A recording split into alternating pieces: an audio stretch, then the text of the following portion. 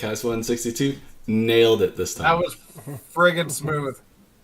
That was so smooth. I wasn't even paying attention. It just sounded Worked hard so on my clean. clicking finger. Well done. Well done. So, if everybody doesn't know, we haven't changed our logo yet. Tyler's got to be added in there. He is now a pretty much full podcast crew. He's not a guest anymore like he keeps claiming, so tough break. I am a guest. I'm low committed. I think we have a reputation. We've built a reputation. We need to keep the reputation. It's what sets us apart. Do you think we keep on upgrading? I mean, Daryl's basically quit the podcast for next while because he's coaching and stuff, right? So before Daryl, it was Adam, and then Adam, then Daryl, and then we got Tyler. I think we've upgraded every step of the way. That's the nicest thing Tim has ever said about me. Yeah. Ever. Yeah, absolutely. Look at the big smile. Yeah. Mark made the him so calendar, happy. everyone. Yeah, Tyler looks legitimately concerned. I am. Yes. 100%. We were desperate. I know Jeff Young, but I don't know this Jeff guy. This is a much better version of him. Yeah, I'm still trying to figure it out, but... First off, let's talk about the 5PL that happened on Monday in the Schwartz Home Hardware Division. Toppler Roses climbed the ladder, get themselves into the finals. God, Yeah. that was insane. It was crazy. Ty, obviously you were part of that commentary crew. Go through the matches. Like, everything was always coming down to the last player. It was so weird. It was one of those matches where, like, so first match, like, Newfoundland and Toppler, like, Parker starts with the front seven, but you're looking at totals and, like, they're not running away with it. And you're like, he has 7 in a row. How are they not, like, 160, 170 points ahead? And so you're kind of just, like, waiting for it, and then it never happened. And then all of a sudden, like, Newfoundland could win. And then, unfortunately, they didn't. But, like, Marcello had 2 great shots, which, like, I thought was... I mean, Marcello is super young. Like, he's great. He's a great bowler. But young, especially in that situation, was an interesting pull. But it definitely paid off. And then, oh, God, Toppler and Toronto or Motor City. Like, I don't know what to say. Literally, like, Greg, Megan, and I are all sitting in the commentary just being like, this isn't happening. This is not happening. And then, like, the show finished and we all chatted in the background for a bit and we're like, did we just bowling? Yeah. That happened? It was unbelievable. When was the last time you see 8-0 then 0-8? Yeah. And then you had to wait for 10 and see what was going on. Jeff England had a double going in there. If he throws the first one, all of a sudden that changes everything. And I can't even imagine. You say it's just you're just bowling on one lane, but there's an immense amount of pressure. I think it's crazy. I think, you know what?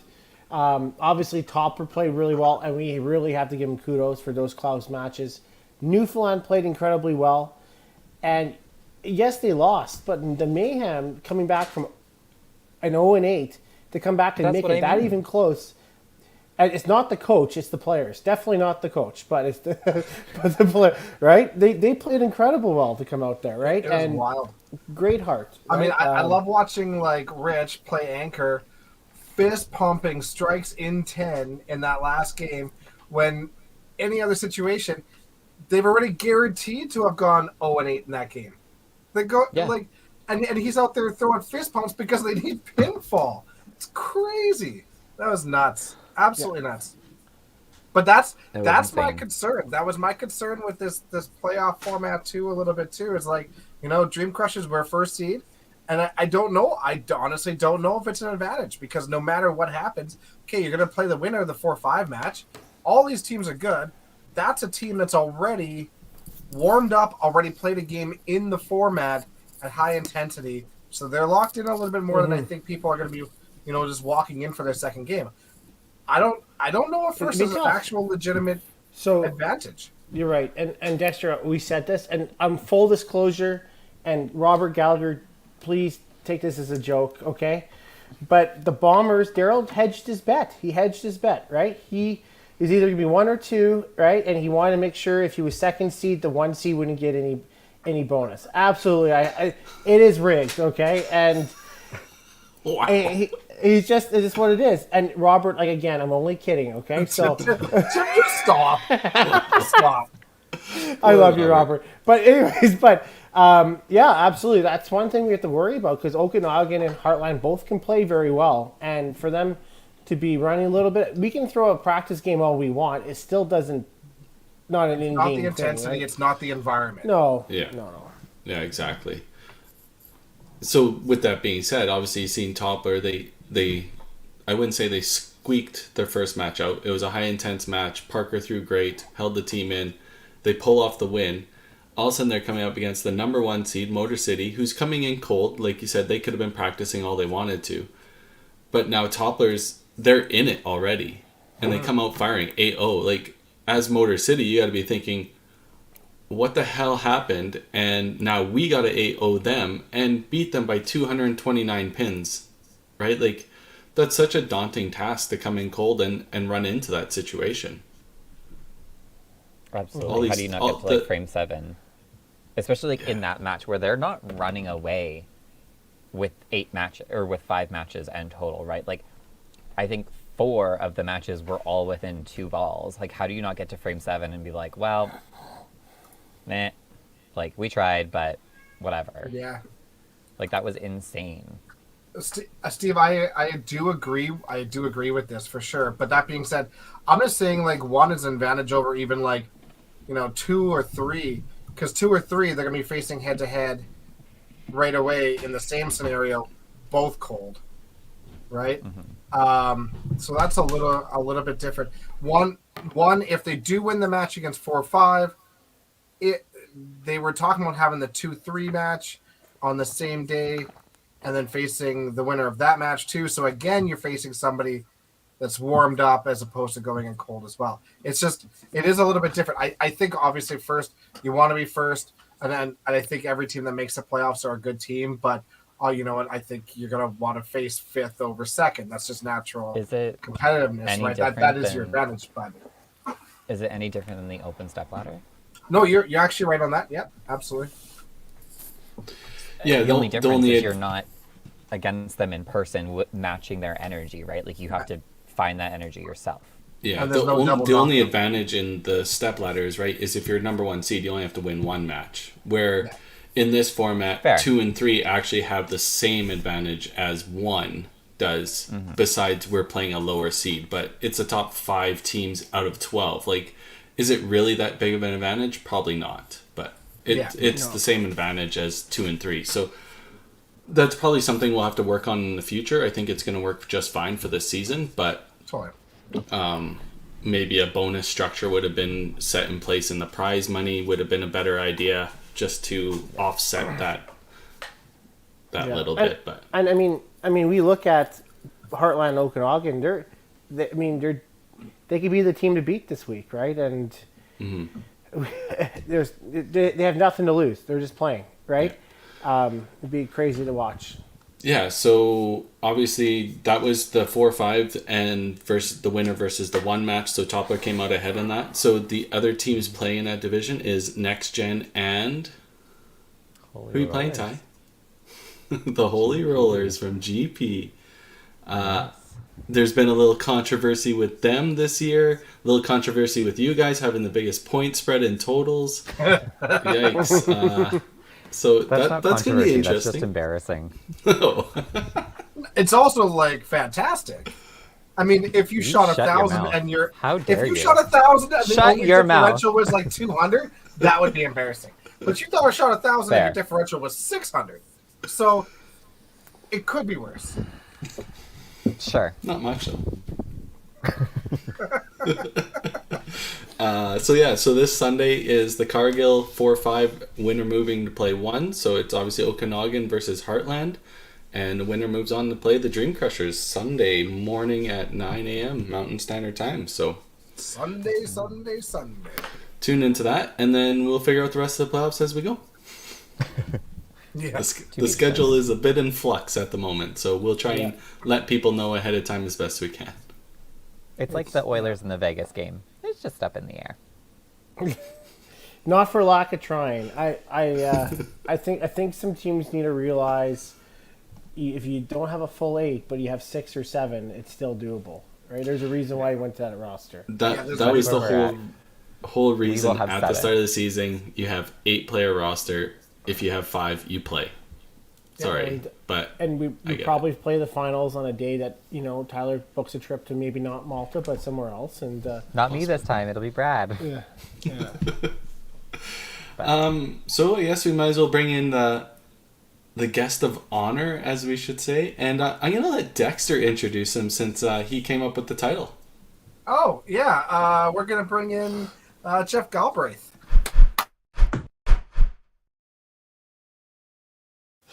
Welcome to the show, Jeff. Hey, how's it going, guys? Long-time listener, first-time caller.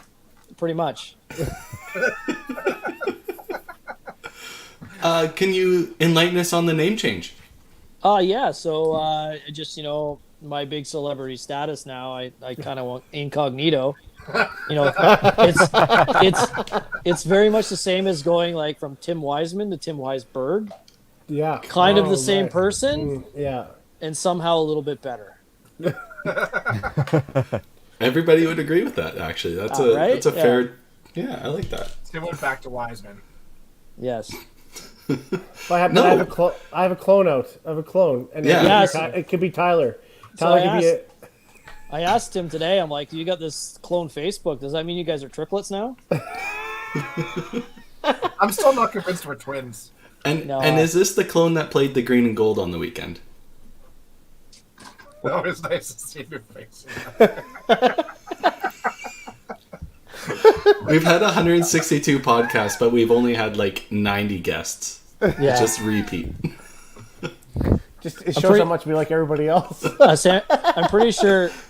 Yes, he's still left-handed. Yeah. Just like a fun fact that a lot of people don't know is Jen's actually left-handed, but she bowls right-handed. She's really? smart, then, is what you're saying. Mm-hmm. Yep. Does she do other sports right-handed, or is it just bowling?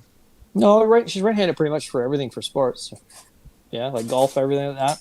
Still kicks my ass right-handed in golf, so. That's interesting. Yeah. Can she bowl left-handed? No. Oh, okay. All right. Jeff, when you're she's not really left-handed. She is. Just, She could sports. write left-handed, is what you're saying. listen, there are other people in the world that associate your dominant hand with something other than sports. Okay. That's a big assumption you just made there, isn't it? Yeah. Yeah, well, So- I'm just throwing it out there. So Jeff, I've seen a photo. So when you're doing your second job as a pole dancer, are you left-handed or right-handed? Oh, both-handed. Oh, both-handed. Ambidextrous on the pole. I like it. That's a top dollar thing there. Some jobs require two hands. I think this is the point of the podcast where I have to go. Yeah. They just switched to After Dark real quick. Ty, you're I have- worse than the rest of us. You stop it. You stop it. How dare you? What was the dare over you. under? Do you want to talk about our Thursday conversations about? No. Yeah. Jeff, how's the Hall of Fame? Hall of Fame's fantastic. Congratulations. Yes. Yes. Thank you. It was actually a big surprise. Not that we're changing topics or anything at all. By the way, I set the over under at 14 and a half minutes for this podcast to go south, so I win. Yeah. You picked the over, did you? I went under. It was 14:29. Oh. Close call. But yeah, Hall of Fame was an amazing experience for sure. It was quite the honor. It was a surprise because I know for Hamilton they don't induct anyone unless they're 45, and despite my looks, I'm only 43. But they wanted to honor me before we left for to Newfoundland, and You were going to say New Brunswick. no, I was not, and they surprised me by getting me in, a couple years early. That's awesome. And I mean, don't live there now, but Hamilton is my heart, that's for sure. And it'll always be my home. Yeah, that's Is awesome. there, So, yeah, aside go from ahead, the Ty. age, is there other criteria? Like, what is Hamilton Five's Just typical? pretty What much Tyler's just asking is, did you earn it? no. Listen, Okay, so we're gonna listen. fight. You get some red bills, and they go a long way to certain people. If you just, like every once in a while, you don't have to do all at once. Just span it out of, like 43 years. Things happen, if you can bribe the right people, pretty much. But yeah, if I'm being honest, like all jokes aside, like it's very surreal to because we're not really conditioned to basically sit down and either talk about our own accomplishments or listen to someone talk about all of your accomplishments. It's just really surreal to hear my career kind of summed up in a speech that was supposed to be 5 to 7 minutes, and Forrester kept it under 20 barely.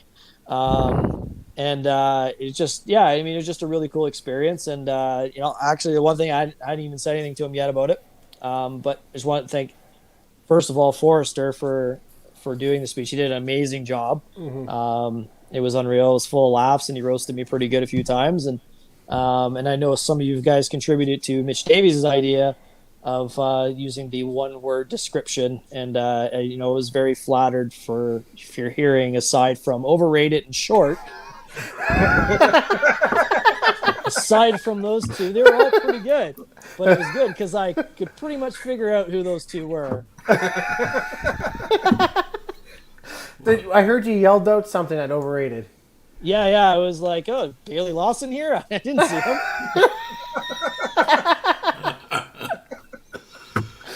He snuck in the door. I didn't even see him. There's a lot of people there, so I get it. Like they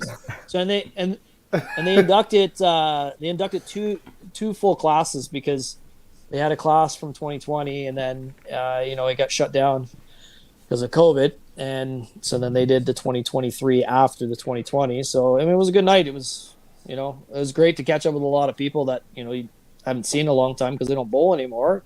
It's also really nice to hear a lot of people saying that they were planning on coming back that are in the Hall of Fame.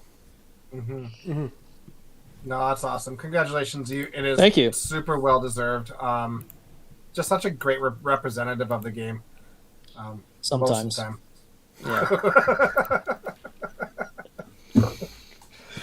Yeah. What? Can you explain how the event goes for the evening?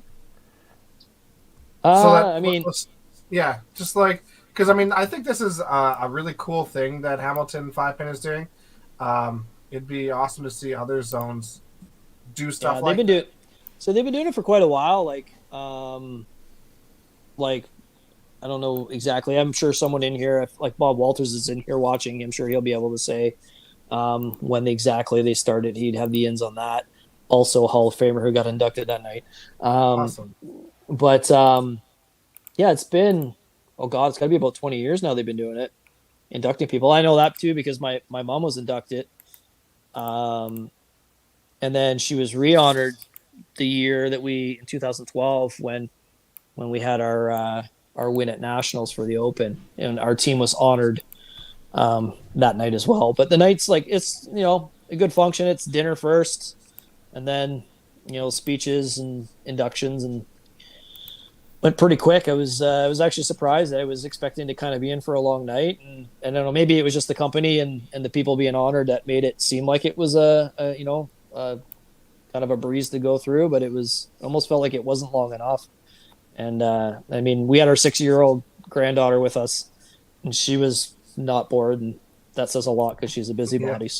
So they did a great job. They did a fantastic job. And then and I wanted to relay too, and I did make sure Forrester had mentioned it too. Like the Hamilton culture for 5-pin bowling is in terms of Ontario, they do things right, and I really wish some of the other zones would kind of jump along onto the same ship and do some of the same things, because the fact that they honor their players the way they do, it really shows why so many strong bowlers come out of that area. And it's it creates passion for the younger generation and people to look up to. And I think that there are a lot of zones, and I'm not knocking them, but I just think that they don't quite do a good enough job compared to like a Hamilton or a Central specifically, how they do a job, honoring, their stars, past and present. Yeah, I agree. It would be nice to see. Like, I don't think I've heard of any zone in Western Canada do anything like that, and I think it would be amazing if they did. Yeah, For sure. it's a nice opportunity to, because like for us, for Ontario, like, I mean, the Ontario Hall of Fame has some pretty strict standards as well, and and that also follows to Canada and the C5 Hall of Fame, and the lack of a lot of players in Ontario being in that Hall of Fame. It gives a lot of bowlers an opportunity to be honored, rightfully so, by the people closest to them. And I think anytime we can honor, some people for some great accomplishments in our sport and moving our sport along progressively, I think is a step in the right direction. For the Hamilton criteria, do they use your masters as well, or is it strictly just that association's accomplishments? So like I don't want to like kind of, I mean, I don't know the exact criteria. I know when my criteria was mentioned, it was a lot of stuff after I left Hamilton, but I know the meat and potatoes were, like our strength in the open and some of my master's performances as well. But I guess in that case too, like there are quite a few people that do move from Hamilton and get honored, but I mean, Hamilton has such a loyal base with their bowlers that you don't really see a whole lot of people that, they pretty much just stay there their whole career. And, and I guess that opportunity for accomplishments that happen afterwards or before don't necessarily come to fruition, in the speech or the requirements. Yeah. So speaking on people out west, I think we're definitely missing the boat. There's no doubt about it. I think I can only speak for our province, but I know that I know our bowling federation is going to try to start something up. Even our local Edmonton one needs to start something up, and we have to start somewhere, right? And sometimes a little bit of a recognition for those that have done great in the past goes a long ways, right? So I keep harping this like the same thing to everybody, and I think that and I know I've said it on here several times, that our sport really lacks promoting any stardom, and anything that we can do to do a better job of promoting that is a step in the right direction, and I think we need to do it. And like I hear a lot of people talk about, like, I'm a big advocate of like Hall of Fame and not having age requirements whatsoever, and I have a lot of people say, well, like baseball does it this way and hockey does it this way, and I'm like, but they don't have an image problem. We have an image problem, and we need to take care of that image problem by promoting stars, and we don't do a good enough job. Stuff like this is fantastic. What you guys do, the WCBT and even the club tour, like, it's trending in the right direction. But I think any step that we can take to make it better is going to make it better. Yep. yeah, For sure. Couple of comments in here. Mike Greenlee, watching Jeff and my brother bowl 4 steps in Ajax is when I started to gain respect for the game and wanted to put work in to be better. Wow, That's quite a compliment. I was just saying, Mike, you got some low standards if it's me and John. And then Steve Barker here. We've thought of starting one here, but we'd be so far behind, and many from years ago have passed or no longer active. Totally. I know C5 is obviously in the same boat too. Starting up there, but at the end of the day, the longer you wait, the more behind you are. Yeah, for sure. Right. And I mean, obviously, like, Hamilton's had a pretty rich tradition, and they started, in the 2000s, and they put a whole bunch of people in, first few. They're kind of tapered it down a bit now, aside from like this one, because they had to get 2 years worth. But the first couple of years, there were a lot of people that got in, and they're just trying to make up for that lost time. And I really think you just need some proactive people that really understand that the history is important of the sport, and want to see those people recognized, and you'll get it done. I mean, maybe it takes a little longer than you want it to, or maybe it already is longer than you want it to. But at the same time, like you said, like, a year later is a year later. And if you want to start it now, because I mean, just putting it off isn't going to make it any better. It's only going to make it worse. Correct. And you know, for a lot of people out there, there's a lot of lifetime memberships out there, so to speak, as the accolade, but they only are for the builders. There's nothing for the coaches or the players out there, and to honor your players out there. I mean, prime example out here, Bruce Mortar is a Hall of Famer. He's an absolute legend, right? And Adam, but they would never get those accolades. So how do you help that out, right? So it's something. Yeah, well, I think as I say, it's important too. Like for the builder aspect, you know, there were builders that were inducted in the Hall of Fame for Hamilton that same night. And I mean, let's be honest. Like when it comes to bowling, those people, those volunteers, I mean, to say they get the short end of the stick is an understatement. And you know, I don't know how many times I've heard, you know, stories of volunteers, associations, you know, people helping out, you know, kind of get mistreated or taken advantage of or take it for granted. And I mean, how do you honor those people? Like saying thank you to them isn't enough if you're asking me, especially when you're running like, you know, like say like you're bowling the Open or Masters or whatever it might be. It takes a lot of people. You guys know it takes a lot of people to make that event run smoothly. And how many of those people never get recognition they deserve? And, you know, having something like, say, like an Edmonton Hall of Fame, you know, how many of those people that would be considered builders are going to finally get that recognition that, you know, they've earned so many years ago and just maybe they've even never thought they'd ever get it. And there's that opportunity now because they might not be doing it out on the lane, but there's more important things, you know, like bowling on the lane isn't all bowling is. There's more that goes behind it. So I think those people need to be recognized too. Yeah, I mean, we've talked about that even with like Masters. It's kind of off topic, but kind of on topic. You know, there's always this stigma out here where master bowlers should be coaching all the time, and like that should be part of their prerequisite to participate in Masters.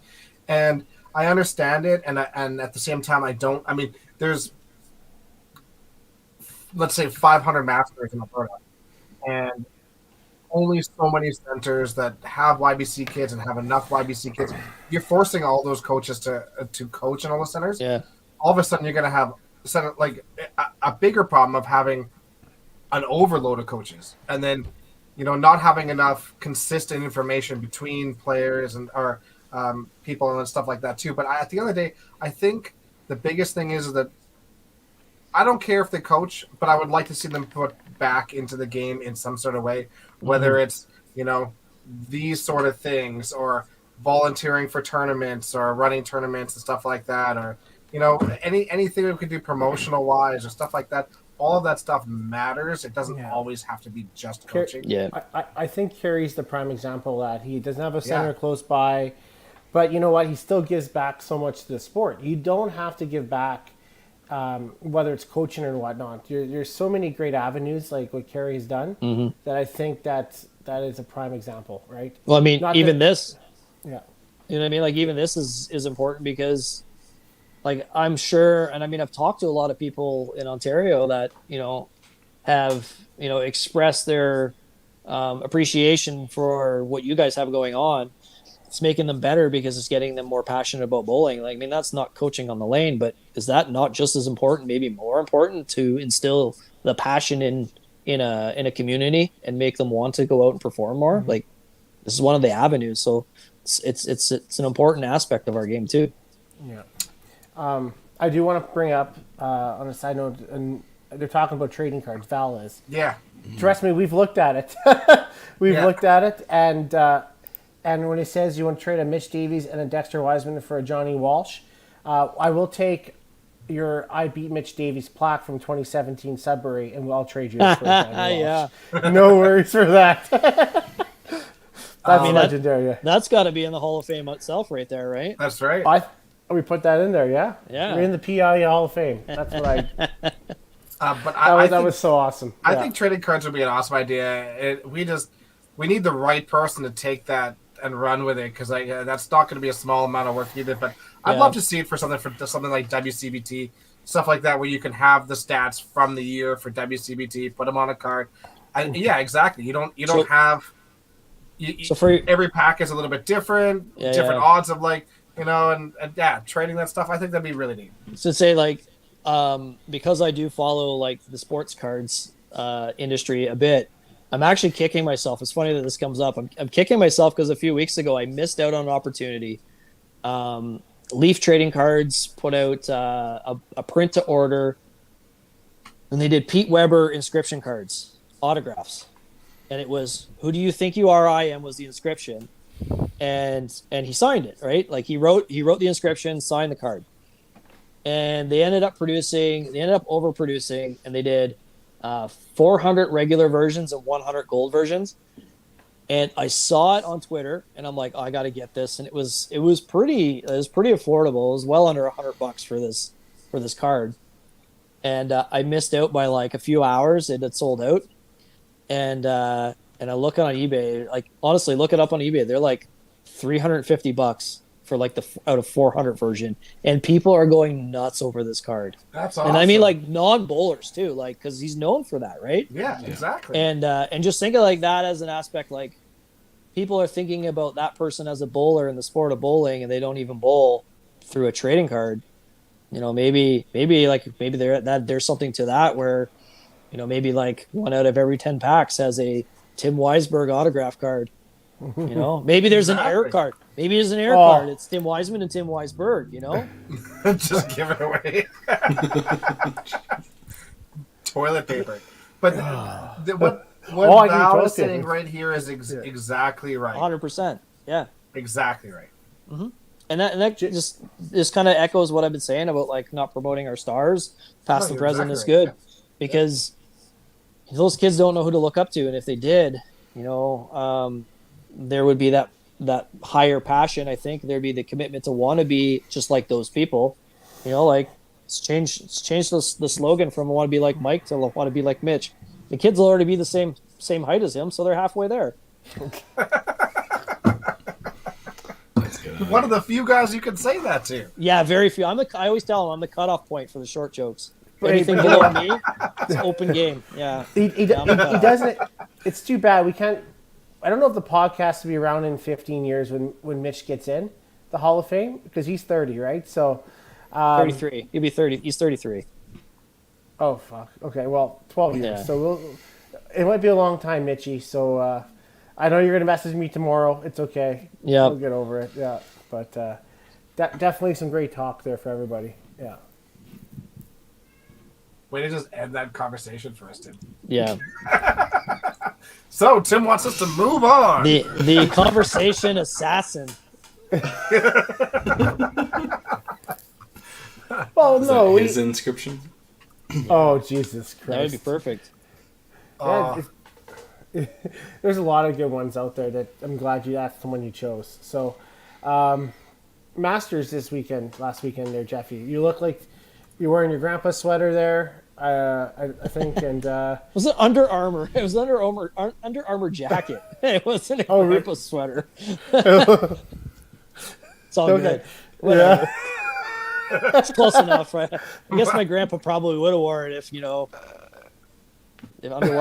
Under Armour existed when he was alive. I don't know. Yeah. Jesus. So anyways, maybe talk about, obviously congrats on your singles. Yeah. And your tournament win. Yes. So I guess kind of put it in a nutshell, like kind of surprising because before year end last year, I had 2 Masters victories, and now I have 5. And this year was like, I don't know.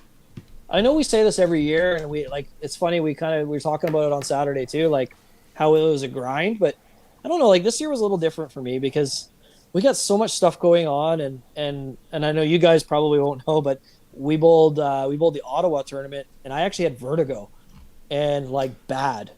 And I literally had to prop myself on a ball return to start bowling. Like it was just that dizzy. And I bowled way better than I thought. I actually, we had our Hopedale club tour was a droppable tournament. And then this tournament was the other tournament that you could take one or the other. And I actually improved on my Hopedale tournament while bowling with vertigo, which is unreal. But I was really down, to be honest with you. Like I was, and I mean, like if you guys talk to Mitch, like he'll tell you, like it was like so far down where I was like, I don't think I can bowl this tournament, and if I don't bowl this tournament, I'm just not going to bowl anymore this year. I'm done. And like he gave me the pep talk like he would, like basically told me to smarten up, and I was getting a little bit extreme there, but I just kind of wanted to feel a little bit sorry for myself, and coming into this tournament, I felt pretty good, and it's funny because you go your whole bowling career. This is the first time I've made singles, so like you go your whole bowling career and you're doing some great things, and this has always been like for me like the one thing that's kind of escaped me, and it was the one goal I wanted for this year. If I'm being honest, actually, I had said after I won the first tournament at Masters this year, that I'm like, if I would be amazed and so happy if I could win singles and win 5 tournaments before we moved to Newfoundland. And I really didn't think either was going to happen coming into, Ottawa. I thought, like, oh, well, like we gave it a good run. So to bowl against those guys and finish first, the guys that we have in our field, like if you look at that team, it is Really absolutely stacked. You know what I mean? Like, and to come out on top of those, and like you guys know, Mitch is a competitor, and I mean we didn't really give him a show the last game at all. It was terrible, but to pull out, in my opinion, kind of a surprise first place for me anyway. I'm pretty happy about that. Pretty proud. Yeah. And you edged out Mitch by 32 points, it looks like? Mm-hmm, yeah. Yeah. So, I mean, it was like kind of back and forth. And we were kind of laughing about it. I did the math like third game because we played 8 games. I did the math of third game. And Bobby, Thorvald, and I were on the same draw. And then Mitch was bowling the odd number. We were in even numbers. And we were 1, 2, and 3 for aggregate. And I like started counting the lanes and then looked at like where he was. And I'm like, this last game, the 3 of us are on the same pair. Like that is definitely not by mistake for sure. So we were kind of laughing about it, and we gave them a show that they will soon forget because it was bad. The last game we were terrible, but I mean, sometimes it takes the bad games, I guess, to make the season finish. So yeah, sometimes it's a game of like throwing nothing but strikes, and sometimes it's a game of grinding and. Yeah, lots of grinding. Yeah, but so you took singles, and then it's Mitch, Bobby, DJ, Robert McDougall, and Doug Brock. Yep. And I mean that's. Oh, Robert didn't play the Spring Classic, right? He played the year-end, but he didn't play the Spring Classic. Yeah, but I mean, like, phenomenal. That's a team. That's a team that's crazy, but I mean, that's a team that's gonna have fun too, right? Like, that's gonna be a fun group of guys. And like, shout out to Doug, who's the oldest guy in the team. Because I'm not on the team, so I'm not the old guy. So, fair enough. Sorry, Doug. I'm interested to see if Robert could still maintain his party level that he was maintaining the last time I was at Nationals with him. Yeah, I don't know. He's getting a little older, right? Like, he's no spring chicken anymore. I'm sure 2019, that guy was going hard every night. It was impressive, and he was phenomenal. He played so good. He might be even stronger now. He's got a kid, so he's good for him. Power. Yeah. So maybe he's gonna release the demons here and just go nuts for a weekend and party it up, and then come back home and be a dad again. Yeah, true enough. So I know he doesn't get a lot of love. Well, maybe not fully recognized, but I think Dougie is so underrated. I think Dougie's such a great player. 100% he is. Yep. Such a good team player out there, right? And he's a great bowler, but a better person. And and he's a phenomenal bowler. You want a team guy. You want a guy to give you energy. You want that guy to pat you on the back or make you feel good or give you a pep talk. Yeah. He's always there. He's so good. And 100%. Like, I'll say the people in Ontario, they know what Dougie can do. But I mean, I still think he's underrated in that aspect, and definitely across the country. Yeah. Man, when he is on, untouchable. Throws nothing but rockets, eh? With a lot of junk on it. And knows the game well, and he's like I said, he's a great guy to be with on the lane, but he's an even better guy off the lane too, and that speaks volumes too. Matter of respect, yeah. You guys have a great team.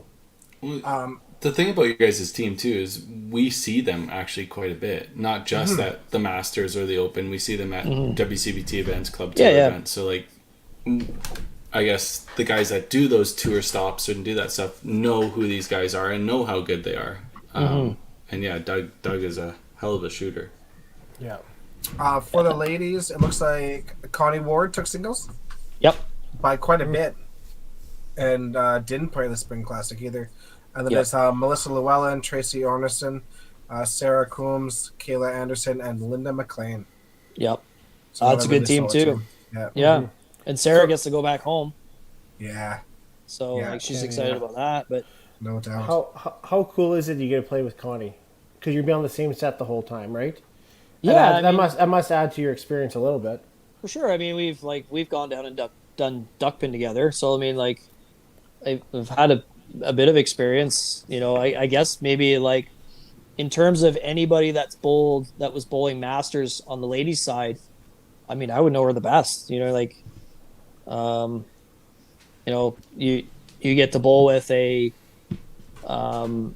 bowler that's, you know, top level of her game all the time, and it's crazy that she's so good in other types of bowling. She's just as good. Yeah, so it's going to be good. I mean, I think we always gel really good together, and I think we both have pretty strong minds for the game, and we can help each other out for sure. But I mean, it's going to be fun. It'll be really good. So, I guess the question is, do you think it's going to be an Ontario sweep? Are you guys going to beat everybody? No, you can't. There's no way you can. I mean, I know you want me to say something. Ontario, you guys are the team to beat. You guys should team beat listen. for sure. Listen. You guys should know by now I can articulate a sentence well enough to say what I need to say without saying what you want me to say. I will say that those teams are as strong as any other team out there.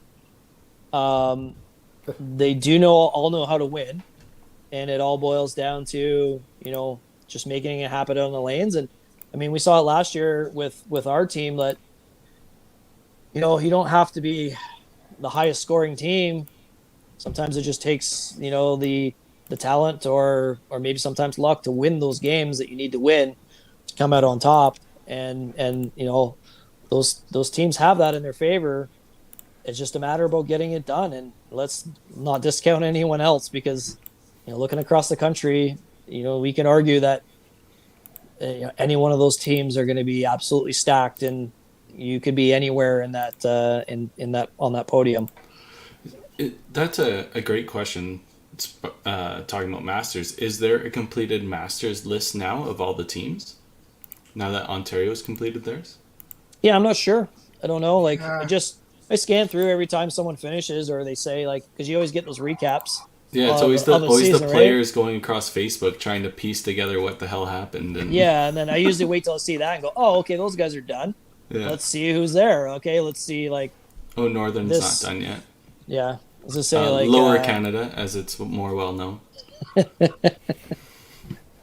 Yeah, out east, right? I think there's... Is that the north? Is that northeast? Yeah. Northwest.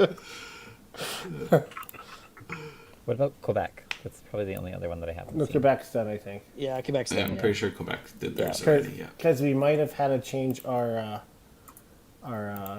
pro league because of them. Yeah, it'll be exciting. Like, and I think everybody's excited to go to Newfoundland. So it's definitely going to be a good time. And you know, I think when you start getting later in your career, you definitely don't take these opportunities for granted. And For sure. and you know, like, you don't know when, you know, this time could be your last time. And you know, life is mysterious like that. And you know, when you're young and you say, like, in your 20s, you're just like, yeah, I'm going to do this forever. But then you get old and, you know, like, stuff starts breaking down, and, you know, like, your arm doesn't work the way it used to, or your back gives out. And you're just like, how much longer do I have? And, you don't take it for granted. That's for sure. I just put the Masters website in the chat there for everybody, but it does look like as teams are completed, they have been updating the websites. The contingents look like they are largely completed. As everybody just runs that. Yeah, they're not even listening to us anymore. We could just be talking about anything. We talk about Tyler's tennis team, and they wouldn't even they would have no idea right now. They're like, yeah, whatever. So we're just background. We're background noise now. That's all. Yeah. Have you guys completed your teaching masters there, Jeff? Up there? This weekend coming up. Okay. Yeah, they'll be bowling this weekend. Right. Yeah, we were tournament was Saturday and seniors were Sunday. Yeah. So what happens if Mitch makes both? I believe he has to play tournament because we had we had Ryan Kulikowski. He was in the running for tournament, and he's up there for teaching as well. And I know that came up as well for him. And like he had a realistic shot. Like he was on the team for both going into the last tournament. He struggled the year end for tournament and just finishes off the team, but he's still got I think he's still got a really good shot for teaching. Wasn't there a year where Mike Herbert chose? Yes, he bowled teaching in the 1 year. Yeah.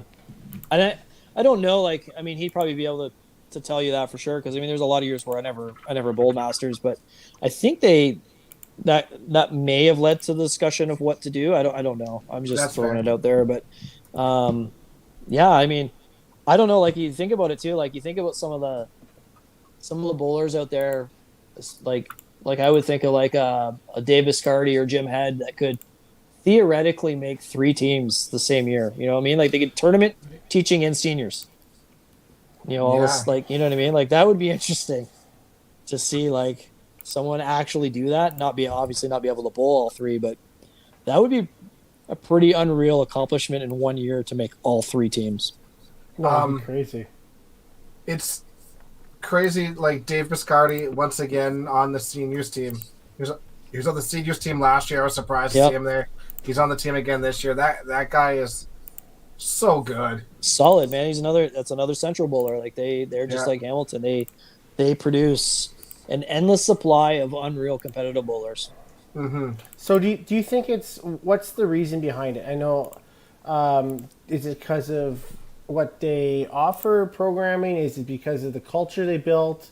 Is it because of certain people? But it seems like it's lots of people, not just one, right? It's for sure the culture. Like I would say has a strong hold on it. You know, like I bowl in a different zone now, and it's not the same. And not taking anything away from the zone, but there's a bit of a disconnect there that you don't see in Hamilton. And you know, we were very fortunate. I mean, I was very fortunate for sure in my bowling career where I hit a decent-sized group of really good bowlers come up around the same time that liked each other and wanted to do stuff together. And, you know, we made teams together. We learned how to win together. And I think that's important too. You know, start playing on ball teams together, doing stuff in the summer. So it wasn't like they were bowling friends anymore because, you know, you always break down your friendship as that's my bowling friends. These are my non-bowling friends. Where they just became your friends for everything. And you did everything together. And I think having that kind of loyalty to each other, you know, kind of makes you more accountable, makes you want to win more for them than maybe for yourself, and you know, helps produce a better product for the zone overall. But, you know, like I always say this too, like if you have like a zone and you're bowling open qualifying, when I'm bowling open qualifying now, and I definitely relate, like this is Hamilton has made me this way. I'm not bowling against anybody. I'm trying to make a team with a bunch of people. And I know a lot of other zones, they are trying to bowl against people to make a team. And how do you flip that switch where you're bowling your qualifying and you're cutthroat with somebody and then you got to be buddies with them. Yeah, you know, and I've always said like if I bowl and don't make a team and it happens, I know that I'm good enough that if I didn't make a team and someone beat me, they deserved it. So why would I root against them? Because if they're all going to be top notch, complete performers, it's only going to make my odds of winning better when I make a team with them. So, Yeah. like, I think that's a key. Like, you listen to these guys talk. Like, I mean, I can't speak for other zones other than the ones I've been in, but like, you talk, like, listen to Hamilton. Like, they're like with each other. You know what I mean? Like, it's like, come on, you can do this. And there's definitely that too when we bowled Masters on Saturday, where it's like, come on, let's go. Like, you got this, and you help people push through it. And I do think that, for me anyway, when people have done that with me, it goes a long way to me wanting to perform for them. It's going to make everybody better. Yeah, you want to be successful, but not at the cost of somebody else's downfall. Mm-hmm. At the end of the day, we still want to be friends, and we still want to be able to go out and have beers with them. And you're seeing that even at the WCBT events, stuff like that too. You want to win, but there's definitely a really great gentleman sportsmanship sort of side of things now that's really come through over the last, I want to say, 20 years. Like I said, I've heard stories of the past, but it certainly isn't that way anymore around here. Yeah. Like, prime example, like what you were just speaking about, Jeff, is me and Matt Schultz were playing on the same set all day on the last day. And after Dexter started out with, I think, like a 700 double or whatever it was me and him playing for the last spot. And all day we kept cheering each other on. Whoever played better deserved it, right? And coming down to the last game, like, I started with a 5-bagger. I think Matt started with a 6-bagger. Like, it was intense the whole way. It was fun. It was... Yeah.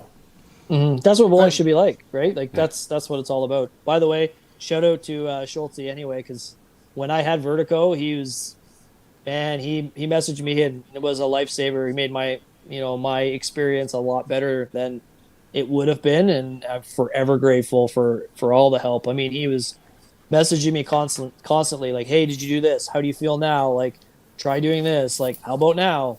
Check on me the first thing the next morning. Like, hey, how you feeling today? Don't worry, you'll get over it. You'll be fine. Like, and I just, you bring up his name. I just want to make sure that that he gets recognized, because like, that was a shitty experience. Yeah, no he doubt. held me through it, man. It was a big deal. So Aaron's talking about how Manitoba does an all-star system now for provincials for the Open, and I think it's interesting. I would like to see a little bit more congruency with qualifyings around the country for sure, but an all-star team is like it's really interesting, and like obviously in Manitoba, like it can be perceived as an advantage because you get to take all your best players from around the entire country or around the entire province the same way that you do for Masters. But that being said, it's so hard. It's so hard to downplay the camaraderie and as Matt said, the chemistry of your teams that you build, either just by being around those people all the time in your zone and then going to provincials and playing as a team of provincials. That not having that experience going into at nationals, I think that's a detriment. I think being able to pull from the entire province is obviously an advantage, but I don't think it's an overall advantage if you don't get to have that side of it as well. Yeah.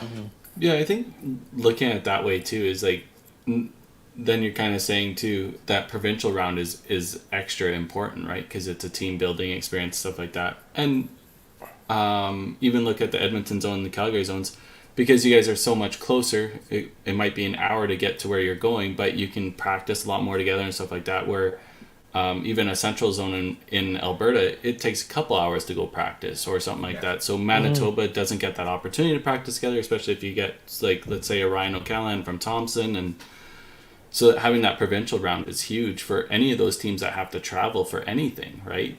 But an all-star team is obviously no slap. That's an all-star team. Hamilton always had the benefit too. Like, everybody played the same league, both, men's, ladies, and mixed teams, seniors teams. They all bowled the same league, so you always had, like, as soon as you made the team, there was like that bonding experience with your team every week. And you wanted to throw some games when you were done bowling, you could as a team throw some balls your coach wasn't in the league, he'd show up, by the third game. You know what I mean? And like, okay, let's run for a little bit. I mean, we used to do that at Sherwood all the time. We'd bowl Wednesday nights, and we'd practice for another hour and a half after every week. Yeah. It makes a difference, right? Sorry, Dax. I will say that I think, at least in Alberta, I can speak for it. The Pro League, but definitely the WCBT has really made a big difference for a lot of us. It just seems more of a professional standpoint more than ever, with whether it's qualifying for a Masters or qualifying for an Open or playing your Open Provincials. You don't see people going and doing what they usually used to do back 10 years ago. It seems just more of a quality. And a lot of us, I can only speak for maybe the not Edmonton men, but the Alberta men. There's a core group of 20, 25 of us that travel everywhere together, right? So whether we're making a Masters team or your local zone, it's just that much easier. We know each other really well, right? Mm-hmm. And we've been in those battles together. And you're right. We're not trying to kill each other on the lanes. We want to beat each other, but we're also going to help each other out. We're not going to be that kind of people, right? We're not cutthroat anymore.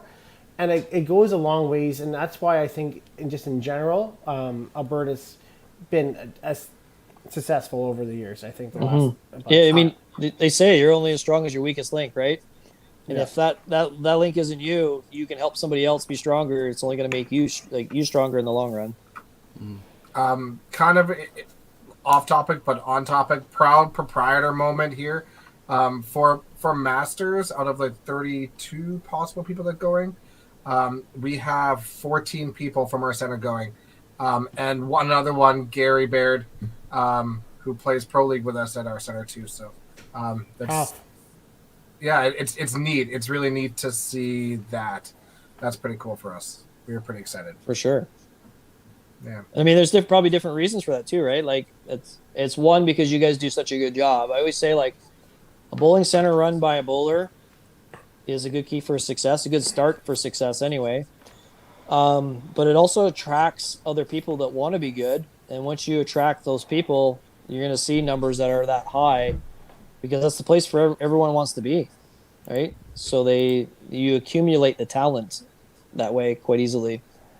Yeah, we have a really great core of people, and we're very fortunate. Which is really impressive, despite having Tim there, people still show up, right? We have a lot of hurdles. Not that many. Are any of them one really are any of them? I was gonna say, are any of them lane mops or anything like that? That's a big hurdle for some people. That is.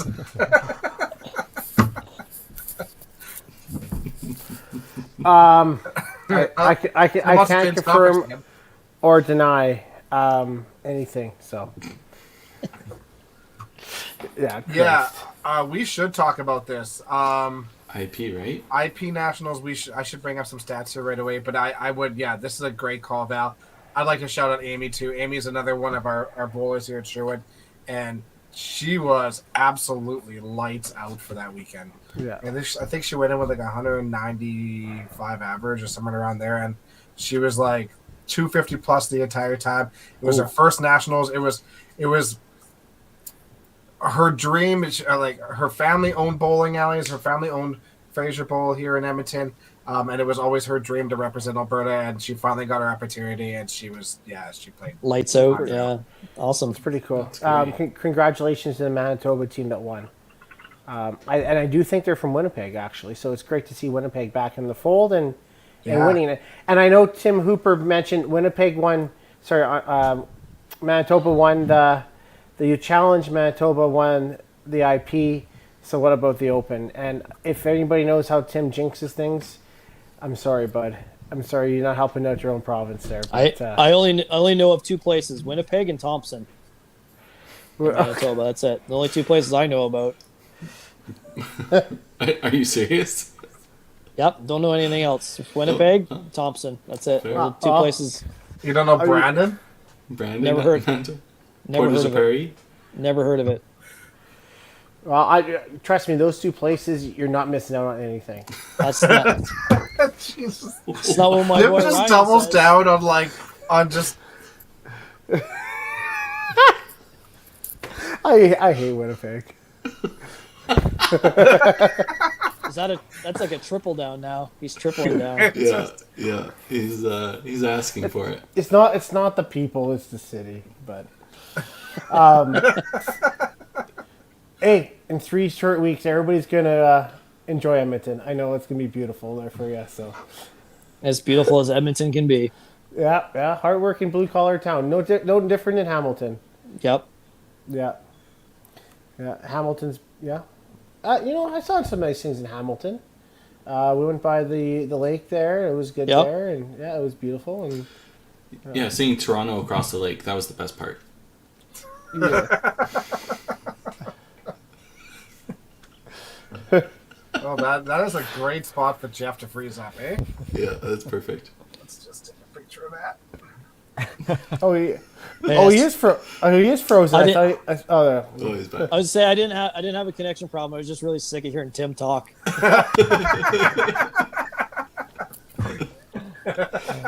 Although that being said, you're talking about being by a lake. My connection sucks because there's literally Lake Erie is like 100 feet behind me right now. Like I'm at the lake, so connection out in these out in the boonies isn't what it is in the city. That's for sure. Yeah, I got a Starlink, bud. Yeah, I got close. I got Execulink. Exactly. It's Elon Musk's poor cousin. Yes, we just got rid of our Tesla, so I don't know if Elon's a friend of ours anymore. I don't know. Should we talk? Should we talk about this? No. Yeah. Okay. Jeremiah Oh, I did brought it up, Brian. It was the clone. It wasn't actually Tim. Yeah, no, yeah. It was Weisberg. Congratulations to Tim and Jeremiah on winning the green and gold. Congratulations, Jeremiah. Jeremiah It's a handicap tournament, if nobody knows. Yeah, And Tim Tim. has really leaned into what his career is going to be. Yeah, coaching and winning handicap tournaments. Wow. You No, found your you- lane. you- Madness. Stay in it. You played really good. You played really good. You crushed your 200 average. Yeah. I finally know what sandbagging's all about, but No, you played phenomenal. You played really, really well over the weekend. not Tyler like new personal best, but my personal best is higher. So Ty I didn't guess even I realize understand. he did it. Ty can't math. No, I get it. Yeah. 1898 does not divide out to 280 after 6 games, in case anyone. Don't you- No, it doesn't. So Tyler played well. Yeah, honestly, for those people don't realize how big of an event this is. It's been 49 years that Bonnie Doon runs it. 96 doubles teams, 550 scratch, 80%, and you have to have a green and a gold. So I think you have somebody over 30, and then somebody so you can be any age over 30, but it has to be 6 years apart. Is it 6 years? Yeah. So, like, if you're my age, I need to find somebody who's 29, right? At least, and younger. So it's a little bit more difficult trying to find people sometimes. But 96 people across the province come. I know Lenny Anseth has gone there. Michael List has. There's tons of money there. The double spots, incredible. Like, if you want to talk about double spots, I think Tyler walked out with three grand, probably $4,000 off the one. Half that. Oh, the first day was $3,000. Not as good as it used to be. But Well, Not it's the split second up because they have the handicap So- side too. But the handicap side does, if you play in the handicap side, it still obviously favors the higher average bowlers. So there are still opportunities to win good money there too. Look It at used Cody. to be a 7-year gap, and 27 years was a gold, right? yes, correct. Yeah. Yeah. Yes, that's correct. Yeah. But then obviously they need to move it up and whatnot. But like, you're winning thousands of dollars on the doubles. The scratch pot was about $220, which is not unreasonable. So I mean, I won the first scratch pot of the day on Saturday, and we paid for my weekend. You're only paying $110 to play, so for 12 games, it's really reasonable. But I mean, like, I played well, and then Jeremiah, who's 225 average, he probably honestly averaged 275, 280. The guy was just so solid, and then he struggled the last two, and I don't know if it was because one individual came up and told him where he was standing.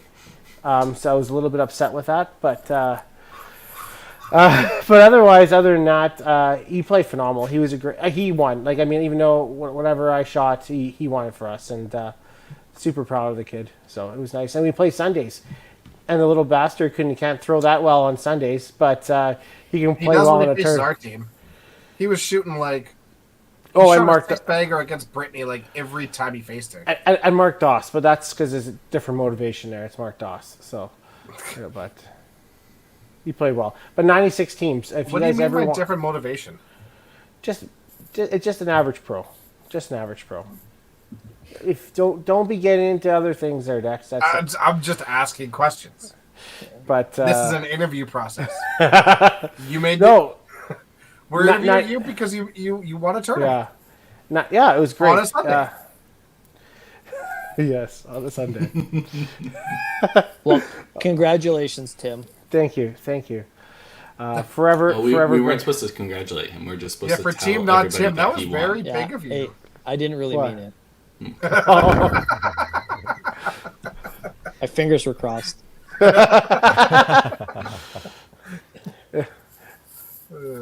thanks, guys. It was good. So make sure you guys go out and support the event next time you go out there. It's a great event. Yeah, but if they go out and support it, then you don't have no chance of winning, though, Tim. So should you really be promoting it like that? Or I already got my win. We're good. yeah, okay, fair enough. Do they still have the crests up at Bonnie Doon for all the green and gold winners? That's Yeah. awesome. They sure do. So I think that's the coolest part. I'm more excited about. My name gets to go up there. Right? I hope they spell it wrong. I already got. Martin and Marissa know us pretty well. I think the odds of that are pretty slim, but I already saw the photo. We're good. I could message Martin. He might do it just for fun, honestly. Slip a bribe to them too. They're just like the Hall of Fame committee. Make something happen. Jesus Christ. We must You guys admit, are like, just we a are bunch of pretty lucky jerks. to have a center like Bonnie Doon that has that many lanes, because that's really the only way that we can have a tournament like that. Like, you run that. Yeah, without us Anywhere running else. like three shifts in a day, which would be nuts. And let's face it, not one lane breakdown. Super smooth the whole time. They always are really good there, and I know Blair does the stats with Martin in the back. Like you can't ask for anybody better than those guys. So Yeah. kudos to them. Yeah. I know for me, like 16 lanes, it stresses me out at times. I always worry through TPC, like because machines are 50 years old. Right? Yep. It freaks me out. Like it stresses me out the entire time. I couldn't imagine stressing about 48. Couldn't even That imagine. are 74 years old. Yeah. Almost. I'd But- be in a white padded cell. But you think about it though. I mean, I know I posted on Sherbowl how many games we approximately played this year, right? 118,000 games, and the machines get worn down a lot. And it's end of the year, so I think it's absolutely great what they do down there. So Say it just And- it shows how like preventative maintenance, like how they're on top of it. Because if you're not taking care of that stuff, that's when everything breaks. Is the end of the year. You know what I mean? So they're obviously taking care of their machines. They got pride in their product and in their machines, right? So and it shows. Yep. yeah, why we are so excited for them to be hosting the Open. They always do a great job down there. So Yep. Well, Masters last year, they didn't run into any real issues at either. So No, it's pretty smooth. Yeah, that's all Yeah. you can ask for, especially as a bowler, right? You just put me on a lane, let me bowl, and then put me on the next lane, and no problems, and can't ask for more than that. As long as Dexter doesn't have to run behind a lane at Masters Nationals, I consider that a win for Masters, because I don't know how many provincial tournaments he was behind the lanes. Yeah, not even in my own centers. Well, one was in my own center, and then a couple weren't. Yeah, it's interesting. Yeah. It is what it is. You will be No, banned from going behind the lanes. Not my problem. Well, what if I'm on the bench, Ty? There's no bench for Masters, Oh. so we're in Oh, you said trouble if Masters. you're in the bench. Oh, okay. Masters, yeah. No, not touching it. I mean, if you I'll guys, probably only be on the bench of the Open. If we're so. putting Harvey in for you, we have bigger problems. You Like, I just love called out Harvey. Harvey. Ooh. I love the guy, but he What a hasn't tag bowled him in a the while. comments. That's fair. He bowled this year. You're really endearing yourself. Yeah. No one can be mad at Ty. No one can. He says the most offside stuff of all of us. I don't know what you're talking For about. sure. I've never said a mean thing in my life. Says This Tim, podcast. Yeah. Yeah, yeah. Carrie, you're old. You didn't hear that. That's fair. It's not wrong, or it's not mean if it's true. You got a point. Jeff is older than me, so I'm okay. I don't know. I don't know if I should be your standard here. This is. You'll probably always not be a good- older than me, so I'm gonna be the young guy. Yeah. Fair enough. So, Oilers are losing 2-1 right now. But how about that Toronto game last night? I never watched it. The Maple Leafs? Nobody watched the Maple Leafs? I don't think Jeff watches hockey. Do you? I'm a Red Is Wing that a fan. football game? Hey, if anybody does want to follow along with our fantasy baseball league, I don't know if anybody cares, but if they do, I'm going to put some comments here. Yes. It is a better public get on league, that. so you can actually go. They and follow better along. start caring. Ignore the fact that Ryan's team name is Two Wiseman, One Cup. Now they won't because you told them to. The best team name ever. Name. How are you doing in this, Jeff? I know I played someone the first week and I mollywopped them. Yeah. Who was that? Straight up mollywopped. I don't remember his name. He's pretty insignificant. The guy is my. He's not even in my top 5 favorite Wiseman. There's Dexter Wiseman. There's the Lucas Wiseman who does the 10-pin stuff. The 3 Wiseman. And that's What about Danny That's my Wiseman? He's a big 10-pin player too. okay, so he's not in my top 6. You should meet my grandpa. You would actually love my grandpa. 7. It's not even. Not even. Yeah, so I took him to the cleaners, and then I was really hoping I was going to get the sweep against Johnny there last week, but he snuck in a couple wins at the end there. So, I mean, I've got a goal because there was so much shit talking about my fantasy baseball abilities, but there's one thing that's changed is I don't work shifts anymore. And when you work night shift and your breaks are only like at random times when baseball has already started, you can never set lineups or see who's not in a lineup and swap them for someone who is. I don't have to worry about that now. Some people do, yeah. Hey, Carrie, you actually made some moves last weekend. I've made some moves. Yeah. You did. I noticed. It was like, oh yeah. It's getting a little sketchy. I'm a little too close to the bottom. Yeah, it was interesting. I was like, Well, okay, all right. I'm going 1-8 this week, or against 2 Wiseman, 1 Cup. Yeah. My boy Ryan's going to take you down. Is he holding Yeah. the cup? Oh. Okay. We started out on a The weird good note. news is we've got like a big range of viewers, and there's like a niche area in the middle of ages that actually understand that reference. So like, that's good. The older people don't care. The younger people don't care. It's people our age that are just like traumatized. I see we Yeah. have some fantasy players right now chiming in. Yeah, got somebody to draft her team for her, and it has not panned out. They got the wrong person to draft, that's for sure. Yeah.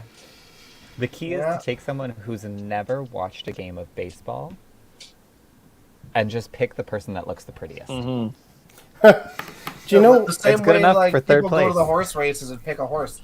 Yeah, Tyler is currently sitting in third. I just say, don't do that strategy for fantasy bowling. You're not picking anybody. Valid. I will say Curtis has said that Tracy checks it all the time. And he's like, what about this? Or what about this? And what about this? And he's like, but she's not watching any ball games. She's just asking questions. And he's like, it's a lot. Tracy actually said on their last podcast that she is quite upset with Tyler. So His It's tennis okay. team We took had her it out out. of the weekend. yeah. I, to quote you, mollywopped her, I believe. Yes. Mollywopped. Straight up mollywopped. Yeah, because she was sitting first. She And was then I sitting first. crushed Carrie as well. And then it wasn't so great after that. But I beat you. It's you did, but it's I a made long it close. season. I had a strong comeback. You did. I was a back half Katie. I was a back half Katie. BHK. I was. It's a long season. It is, yeah. We're. I in know. week Dexter didn't 5 tell of me that. like I thought I 23. played everybody once and I was done. See, This see is you garbage. See you in October. That's why I said, like, this is a bigger commitment than a lot I'm of people retiring. make. It's going to be finished just in time for the Autumn Open. So whoever loses, we can figure out then. Look at that sexy pose by Jeff. You should take a picture of that one. Oh.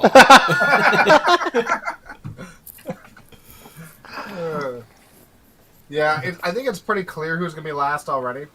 But we'll see. Now it's just fighting to see who's going to be first to figure out what that punishment's going to be. Yeah. You guys hear me? Yeah, we Yeah, hear you. yeah. Okay. We play in a lot of like leagues that we actually pay a little bit of money into, and this is the one that I actually like really want to win just for bragging. Oh, for sure. Oh, yeah, I haven't brought up my other one at all, really. It's just this one. Yeah. It's one that just stays on my fantasy sports. Yeah. I want to make Yeah. sure I stay ahead of Tim and Katie. That's all I care about. Oh, don't. You know what? There's going to be a point when you're going to be gone and you don't have good reception. You're gonna fuck up a couple of weeks, and it's going to be okay. That's when I come back. Yeah. And I'll let you win the first one. I will see you in week 12 again. Oh, you've already got it on your skin. See, that's how hurt you are over this. Is when we play again, and I have no idea. I don't care. Well, no, it's the same thing. people So if I looked play you week 1, Literally so I looked up play to you. it. Yeah. Oh, Cindy wants to play you in the show. No curveballs. Yeah. Slide- Curveball in the dirt. Sliders in the dirt. You're gonna swing on them all day long. We know this. And everything. Is there anything else you guys want to touch on? No, I think we're good. 5 PL this weekend? Yeah, it's 5 PL this weekend. YBC Nationals. Next week. Oh, yeah. Also Yes, this weekend. YBC Nationals this weekend. Correct. Good luck, I should've- Dexter Yeah, Wiseman. Dexter Yeah. will be there. Yeah, I Coach will be Dexter. there. Yeah, it should be awesome. It's been a while. I was really looking forward to coaching Dylan and Rylan at Nationals in 2020, and that didn't happen. So it'll be really nice to be back with Madison and Natalia. Yeah, sorry, Ty, you were in the same boat. Yeah. Worse because you were playing, but yeah. Really looking forward to it in Regina. We're playing, our division's playing all the centers except for Glencairn. What about Bolorama? Are you playing Bolorama? Yeah. Wow. We're playing That's Bolorama, exciting. Northtown, and Golden Mile. No But Glencairn, eh? Not hitting the other divisions are, but we're not hitting Glencairn. That's wicked. Should be great. Yeah, it should be really That's good. new. As well. At YBC, we never played different centers. You got stuck in one, and that was it. So that's exciting. I like that they're doing Yeah, it that. was the same for us too, actually. As old as we are. Yeah, we never Bold, moved around. you were kids at one point? We were. We were. The NBT is this weekend as well. Right. 100% it is. Yeah. Awesome. Good luck to everybody out there. Big events. Are they playing at Plaza or are they at Holiday? I think. Plaza? I should know this, but I don't. As our resident East Coaster. Yeah. Not 100% as of yet, because the house still hasn't closed. Well, anything east of Winnipeg is east. So I guess that's true too. So I guess I am still east. It depends on what your definition of coast is. yeah, that's fair. You are on a You're lake on a coast. coast. I'm Yeah. on a coast. You are, and I am east of you guys. Yeah, so it works out. So I am on the east coast. And you still don't know what bowling alley they're playing at. I just tried to look on the website, but I believe it's Plaza because See the actually post like about Plaza. our house it is supposed at Plaza. Yeah, I was gonna say our house was supposed to Nice. close on Monday, and we were gonna get my car shipped out for this weekend coming up, which we're not doing now. It's just too much going on, and I was actually gonna fly out there that weekend and get that all coordinated. We had some appliances that we were planning on having, kind of show up that weekend, and I was gonna pop in and say hi to everybody, but I'm not doing that now. But Just disappointing everyone. I've made a living of it.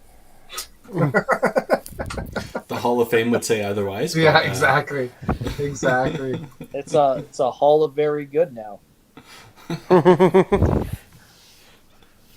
All right. Well, we'll close out this one. And thanks, everybody, for tuning in. And we will see you hopefully all Sunday morning watching the 5PL.